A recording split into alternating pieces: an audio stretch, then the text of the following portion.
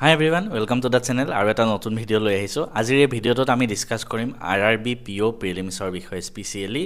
কাৰণ একমাত্ৰ RRB PO এ prelims আহি আছে আগন্তুক দিনত তাৰ পিছত RRB ক্লাৰ্ক আহি আছে। তো ফাৰ্স্ট অফ আমাৰ RRB PO হ'ব আৰু তাৰ বাবে প্ৰায় আমাৰ হাতত এসপ্তাহ সময় আছে। এই এসপ্তাহ সময় আমি কিদৰে পঢ়া উচিত কোনখিনি ভুল আমি কৰিব নালাগে মেইন মই ভুলখিনি কথা কম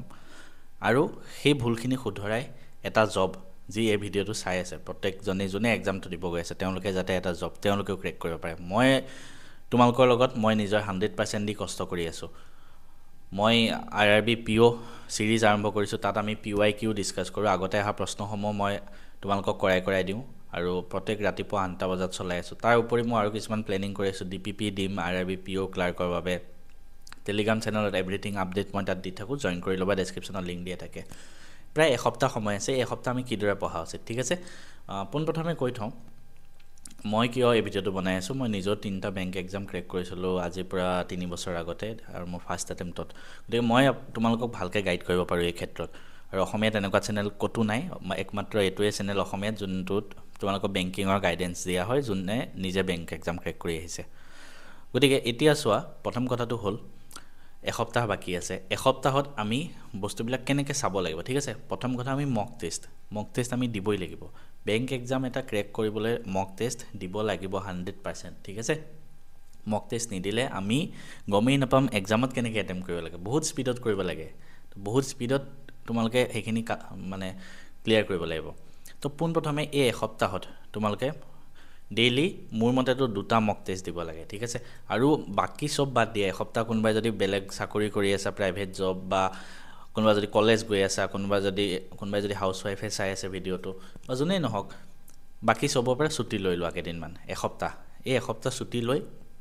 নিজৰ বেষ্ট দিয়া তাৰ পিছত চাবা তোমাৰ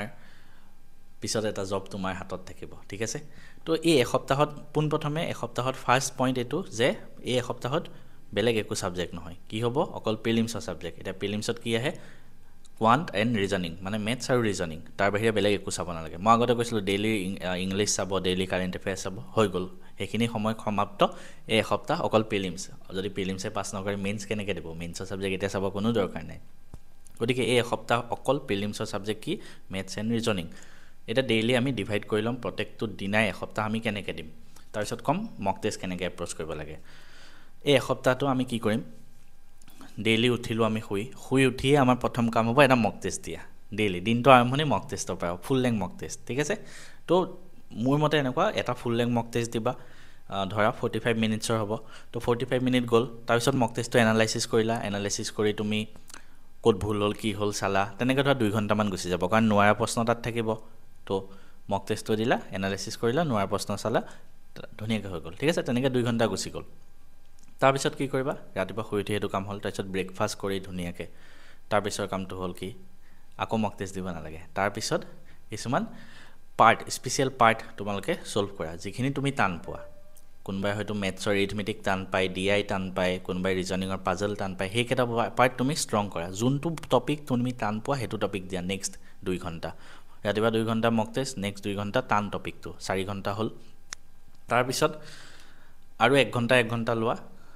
6 ঘণ্টা হ'ব টোটাল তেতিয়া আৰু 1 ঘণ্টা কি কৰিবা তুমি ভিডিও চাই পেলাই মক টেষ্ট দিয়া কাৰোবাৰ ভিডিও এটা প্লেলিষ্ট লগাই লোৱা ভিডিও কোনোবাই ভিডিও কৰি কৰাই থাকে তুমি হেতু চাই মক টেষ্ট দি থাকা ঠিক আছে তেনেকৈ 6 ঘণ্টা হৈ যাব ধুনীয়াকৈ 6 ঘণ্টা তুমি কৰিবা এটা ভিডিও কাই চাবা মেথছৰ বাবে তুমি কনষ্টেন্ট গাইড তেওঁ ভিডিও দিয়ে তেওঁ চাব পাৰা বা অৰুণ সিং ৰাৱত কেৰিয়াৰ ডিফাইনাৰ তেওঁলোকৰ ভিডিও চাব পাৰা মেথছৰ বাবে আৰু ৰিজনিংৰ বাবে অংকুশ লাম্বা পুনিত কুমাৰ ছাৰ তেওঁলোকৰ ভিডিও চাব পাৰা খালি মক টেষ্ট কৰাই যে দীঘলীয়াকৈ কৰি থাকে সেইখিনি কৰিবা ঠিক আছে তো তেনেকৈ 6 ঘণ্টা হ'ল ৰাতিপুৱা 2 ঘণ্টা মক টেষ্ট ৰাতিপুৱা 2 ঘণ্টা ভিডিও মক টেষ্ট নহয় কম্পিউটাৰত লগাই ধুনীয়াকৈ মক টেষ্ট তাৰপিছত এনালাইসিস তাৰপিছত টান টপিক 2 ঘণ্টা তাৰপিছত ভিডিও মক টেষ্ট এটা 6 ঘণ্টা হ'ল ৰাতি আৰু 2-3 ঘণ্টা পঢ়িব লাগিব ৰাতি আৰু 2-3 ঘণ্টা কি কৰিবা জানানে যিকোনো এটা টপিক তুমি প্ৰেক্টিস মেটেৰিয়েল উঠাই লোৱা ঠিক আছে মই প্ৰেক্টিস মেটেৰিয়েল বনাই আছো অতি সোনকালে তোমালোকক মই সেইখিনি দি দিম প্ৰত্যেকটো সাবজেক্টৰ আৰু কোনবাই যদি আমাৰ কোৰ্সত আছে তো আমাৰ এপত যিখিনি কোৰ্স আছে মেটেৰিয়েলছ আছে তাতে তুমি প্ৰত্যেকটো সাবজেক্টৰ এগালমান প্ৰেক্টিস মেটেৰিয়েল পাই যাবা তো মই RRB PO লেভেলৰ কিছুমান এক্সট্ৰা বনাই আছো সেইখিনি মই প্ৰভাইড কৰিম তোমালোকক অতি সোনকালে তো সেইখিনি কৰা তাৰ উপৰি ৰাতিপুৱা যে মই PYQ সলভ কৰোঁ ৰাতিপুৱা শুই উঠিয়ে তোমালোকক সদায়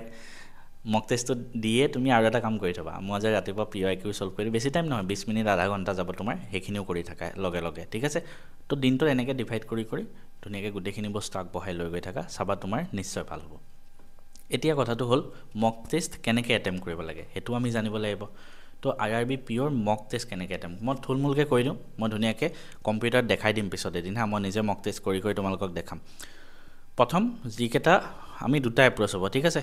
এটা এপ্ৰ'চ আমি কি কৰিম প্ৰথম মানে দুটা ষ্টেপ হ'ব এটা ষ্টেপত আমি গোটেই পেপাৰখনত যাম ঠিক আছে যিকেইটা বস্তু সহজ আহিছে সহজৰ ভিতৰত মই মানে যিকেইটা টাইম কম লাগে যেনেকৈ মেথছৰ সিম্পলিফিকেশ্যন এপ্ৰক্সিমেশ্যন মিছিং নাম্বাৰ সিৰিজ তাৰপিছত কোৱাড্ৰেটিক ইকুৱেশ্যন এইকেইটাত কম টাইম লাগে উৰাই দিলোঁ প্ৰথম যদি খুলিলোঁ এটা দিয়াই আহিছে আমি স্কিপ কৰিম নেক্সটত যাম যোনকেইটা সৰু প্ৰশ্ন সেইকেইটা কৰিম তাৰপিছত নেক্সট ষ্টেপটো কি হ'ব আমাৰ DI আৰু এৰিথমেটিক থাকিব যাৰ যোনটো সহজ লাগে তোমাৰ যদি DI সহজ লাগে DI কৰা নেক্সট এৰিথমেটিক কেইটা লাষ্টত থোৱা তাৰপিছত এৰিথমেটিক কেইটাত যোৱা ঠিক আছে তো তেনেকৈ মেথছ পাৰ্টটো কৰিম ৰিজনিং পাৰ্টটো তেনেকৈ প্ৰথম চিম্পল ৰিজনিংবিলাক পাজল নহয় বাকীখিনি সলভ কৰিম ইনইকুৱেলিটি চিলগ তাৰপিছত চিৰিজবিলাক তাৰপিছত আমি পাজল কেইটাত যাম ঠিক আছে লাষ্টত পাজল কেইটা কৰিম তো তেনেকৈ আমি এটা প্ৰপাৰ ৱেত যাব লাগিব আৰু মই মক টেষ্ট কৰি দেখাম এনেকৈ ক'লে তোমালোকে বুজি নাপাব মই কৰি ধুনীয়াকৈ দেখাই দিম কোনটো বস্তু আগত কৰিব লাগে ভিডিঅ'টো যদি অলপমান হ'লেও ভাল পাইছা চেনেলটো ছাবস্ক্ৰাইব কৰি যোৱা আৰু কমেণ্ট কৰি যোৱা যে কোনে এক্সাম দিব গৈ আছা এটলিষ্ট মই জানিম ন মোৰ ইমান কেইজন ছাবস্ক্ৰাইবাৰে ইমান কেইজন মোৰ ভিডিঅ' চোৱা মানে এক্সাম দিব গৈ আছে তুমি IRB PO দিয়া IRB ক্লাৰ্ক দিয়া বা নেক্সট কিবা টাৰ্গেট আছে তুমি যিয়ে নকৰা দিয়া আৰু মই এটা ভাবি আছোঁ অতি সোনকালে ইয়াৰ ওপৰত মই এটা ৱেবিনাৰ ল'ম বেংক এক্সামৰ ওপৰত গতিকে কোনোবা যদি ইণ্টাৰেষ্টেড কমেণ্ট কৰিবা থেংক ইউ ছ' মাছ